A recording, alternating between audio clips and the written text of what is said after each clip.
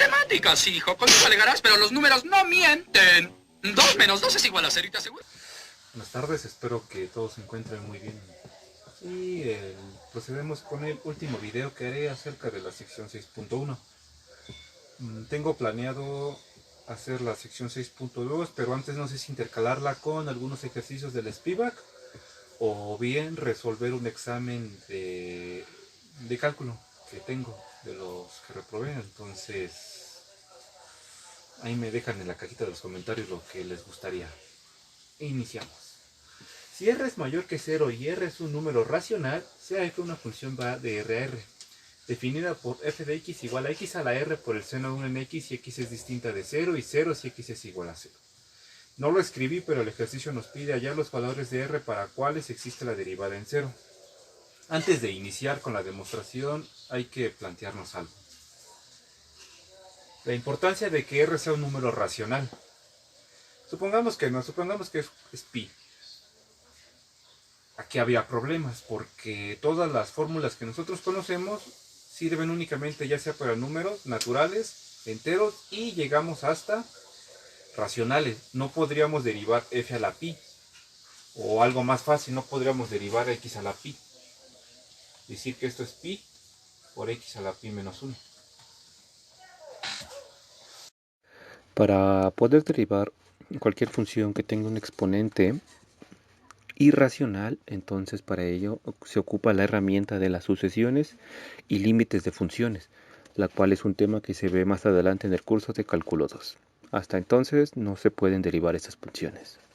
Ahora recopilando, f' en 0 se define como el límite cuando x tiende a 0, ya lo saben, de x a la r por el seno menos la función en 0 de x menos 0. La función en 0 vale 0. Entonces tendríamos esto. Si no saben cómo abordar algo, lo más fácil es hacerlo por casos. Fijarse un número, y en este caso que el número les ayude.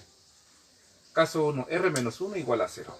f' de 0 se convertiría en el límite cuando x tiende a 0, x a la 0 pues es 1. Y como x no es 0, pues entonces no se indetermina, sería por el seno de 1 en x. Ahora voy a demostrar por qué este límite no existe. Vamos a borrar esto y proseguir. Nos quedamos en que había que probar que el límite cuando x tiende a 0 del seno de 1 en x no existe. Para esto hay que suponer que el límite de cuando x tiende a 0 del seno de 1 en x existe y es igual a l. Así sean dos sucesiones xn y yn que ambas convergen a 0.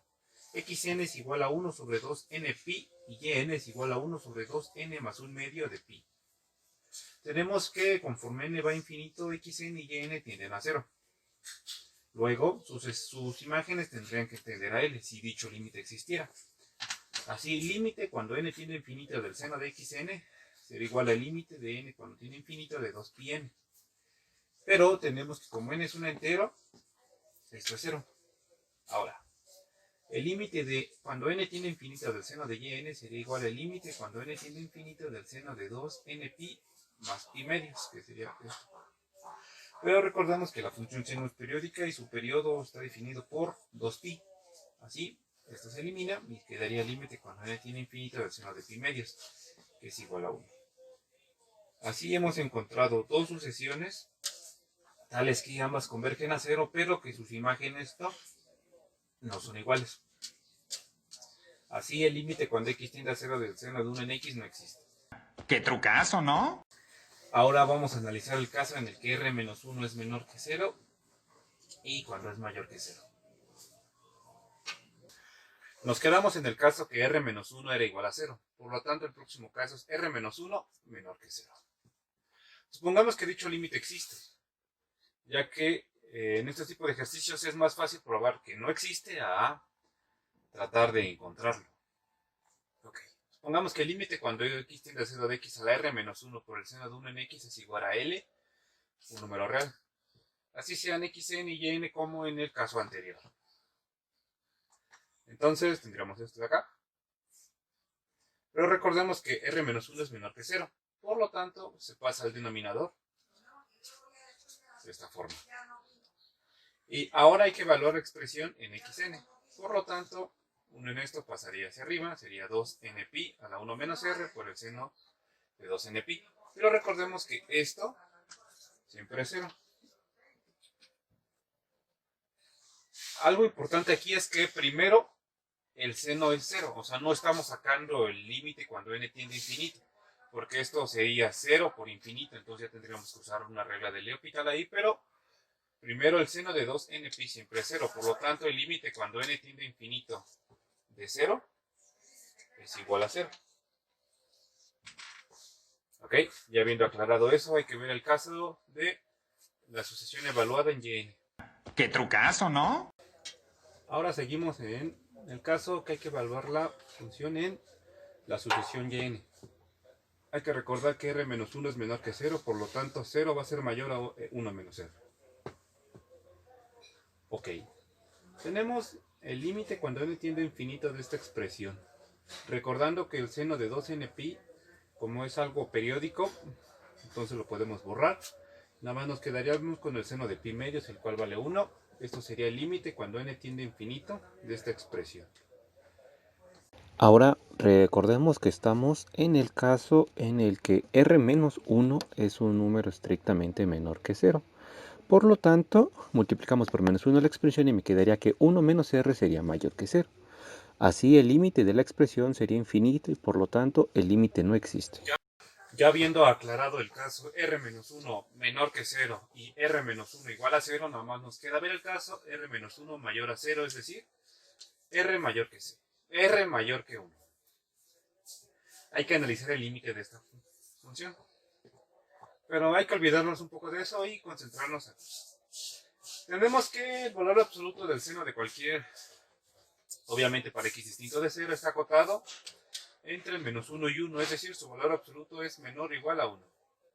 Ahora multiplicando por el valor absoluto de x a la r menos 1 ambos lados de la expresión, ya después van a notar por qué este es igual a este. Tenemos que sea epsilon mayor que 0. Oye, despacio, cerebrito. Así, si el valor absoluto de x es menor que delta, estamos en el caso en el que r es mayor que 1. Entonces, si x es menor que delta, x a la r menos 1 va a ser menor a delta a la r menos 1.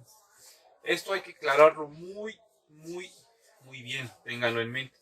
Esta expresión únicamente es válida cuando el exponente es mayor que 0, porque es el dominio en el cual la función exponencial es estrictamente creciente. Si el exponente es negativo, entonces la función es decreciente y esta desigualdad se invierte. Y esto también es válido porque estamos tratando con números positivos. Así, el valor absoluto de x a la r-1 es igual al valor de x a la r-1 si y solo si r-1 es mayor que 0. Igual, esto únicamente se puede ver porque estamos tratando con un número estrictamente positivo. Si fuera el caso en el que este fuera negativo, entonces esta identidad ya no se cumple, por lo tanto ya no podríamos hacer nada de lo que dejamos aquí. Entonces, tomando a delta como epsilon a la 1 sobre r-1, se tiene que el valor absoluto de x a la r-1 por el seno de 1 en x va a ser menor o igual a x a la r-1. Pero x es menor que delta, entonces elevamos delta a la r-1, me quedaría epsilon. Y así probamos que el límite va a existir si y solo si r es mayor que 1 y más aún el límite va a ser 0. Este ejercicio es bastante importante para mí ya que lo hice en conjunto con mi equipo de cálculo 2. Si están viendo esto les mando un saludo y gracias por haberme ayudado en ese entonces. El ejercicio dice, si f es una función de r a r derivable en c, mostrar que f' en c es igual al límite cuando n tiende a infinito de n por f de c más 1 en n menos f de c. La demostración de este ejercicio es únicamente entender a la perfección lo que significa que una función sea derivable usando la definición más rigurosa. Para esto sea epsilon mayor que 0. Como f es derivable en c, entonces, si x menos c es menor que delta, hay que grabarnos muy bien esto. Entonces, f de x menos f de c sobre x menos c dista de f' en menos que epsilon. Ahora, como delta es mayor que 0, por la propiedad arquimediana existe un número natural que es mayor que su inverso. Así, n va a ser mayor que 1 en delta, o lo que es lo mismo que delta va a ser mayor a 1 en n. Ahora, si tomamos números naturales mayores que dicho n, Se invertirá el orden al sacar a sus recíprocos y sería menor que delta, por lo que vimos. Entonces, si definimos a xn como c más 1 en n, se sigue que xn menos c sería igual a 1 en n, como es un número natural, es igual con su valor absoluto, lo cual sería menor que 1 en n y menor que delta, es decir, cumple la ecuación que tengo subrayada en azul. Así va a satisfacer la ecuación, pero sustituida. Es decir, va a cumplir esta ecuación, pero ahora evaluada en xn. Así, f de xn menos f de c sobre x menos c sería igual a f por c más 1 en n menos f de c sobre c más 1 en n menos c. Esta expresión la simplificamos un poco.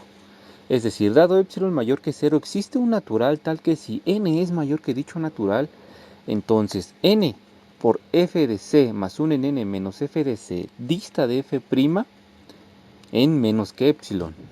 Es decir, el límite cuando n tiende a infinito de dicha expresión es f' en c.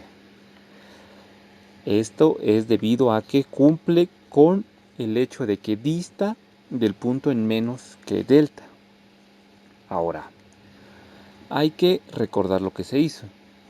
Se encontró un número del epsilon mayor que 0 para el cual existe un natural, tal que si tomamos un número mayor que él, entonces va a provocar que sus imágenes sean tan chiquitas como uno quiera. Ahora, notemos que la existencia del límite no prueba la existencia de f' de c. Para eso les doy un ejercicio que lo hagan en sus casas, que es tome a f de x igual al valor absoluto de x y a c igual a 0, y lo anotarán por su cuenta. Muchas gracias por ver el video, la verdad hago esto con toda la mejor devoción del mundo. Así que regálenme una manita arriba, algún comentario o lo que sea de su agrado. Matemáticas, hijo. Con eso alegarás, pero los números no mienten. 2 menos 2 es igual a 0 y te aseguro.